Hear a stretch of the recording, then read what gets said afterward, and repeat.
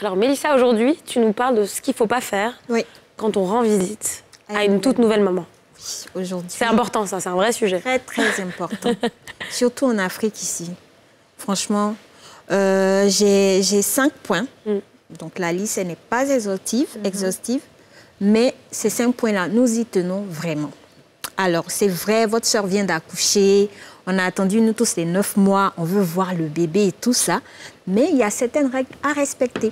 Donc, le point numéro 1, c'est pas parce que la sœur de ta tante, de la cousine t'a dit que ta sœur a accouché que tu vas débarquer sans prévenir. Ouais. Non, il faut prendre la logique, veut que tu prennes le temps d'appeler pour demander. Voilà, félicitations déjà. Est-ce que tu es rentrée? Je peux passer à l'hôpital ou tu aimerais que je passe à la maison vous rendre visite? À quelle heure, quand, comment? Voilà, ça c'est vraiment la base. Parce que voilà, la nouvelle maman, elle a eu des heures peut-être de contraction. Elle n'est pas vraiment en état de recevoir quelqu'un. En plus, si ce n'est pas quelqu'un de vraiment proche, il faut éviter. Je vous en prie, appelez. On s'adresse à des personnes en particulier. C'est du vécu, ça, non? C'est de l'expérience, ça, personnelle. Alors, le deuxième point, venir en groupe de 6, 7, 8. On dit comment déjà? Venir en bruit. En bruit. Généralement, la chambre de repos, elle n'est vraiment pas grande. Et à la limite, vous allez trouver 2 chaises. Franchement, les 6 personnes là, sur le bébé qui a fait 9 mois dans le ventre, lui-même, il ne sait même pas il est où là. La maman qui est dans tous ses états, qui cherche à se couvrir et tout ça, c'est trop. À la limite, vous venez seul ou 2 personnes. Pas de délégation. Je pense que c'est mieux même de laisser la maternité aller à la maison. Ouais, je suis d'accord aussi. Plutôt la maison. Voilà, parce qu'à la maternité, honnêtement, il n'y a rien à voir. C'est juste, ils sont couchés. Enfin, y a... Mais tu sais, chez nous, en Afrique, ici, c'est un peu comme une sorte de crédit. Elle a accouché, si tu ne vas pas, on va dire, tu n'es pas passé, il ne faut pas l'enfant va devenir vieux et tout ça. Bon, je me dis donc... Oui, en fait, c'est ça part d'une bonne intention de base. Et on a cette envie-là d'aller rapidement pour se décharger et puis revenir voir, on n'en parle plus. Donc, s'il vous plaît. Ne faites pas ça. Ne faites pas ça, ne venez pas en bruit.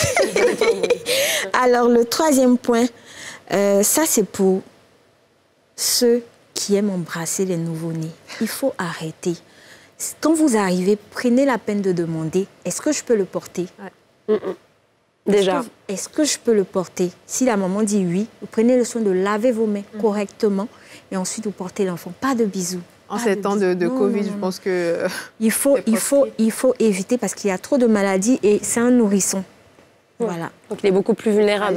Son système immunitaire et tout, voilà. Faible, quoi. Le 4e point, il ne faut pas avoir seulement des yeux pour le bébé. La maman aussi, elle a passé, je ne sais pas, elle vient de sortir d'une opération chirurgicale, ça a été super compliqué et tout ça.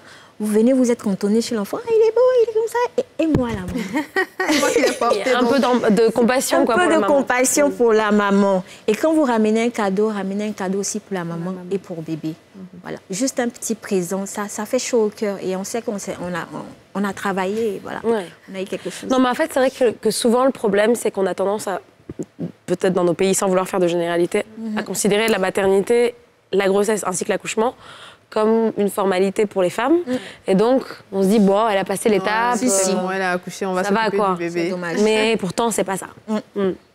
Alors, le 5e point, si vous êtes malade, restez chez vous. Restez chez vous.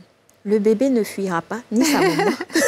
Ils sont là. Restez chez vous, ne venez pas à l'hôpital enrhumé, je ne sais pas quoi, malade et tout ça. Franchement, ça serait leur faire plus de mal que de bien.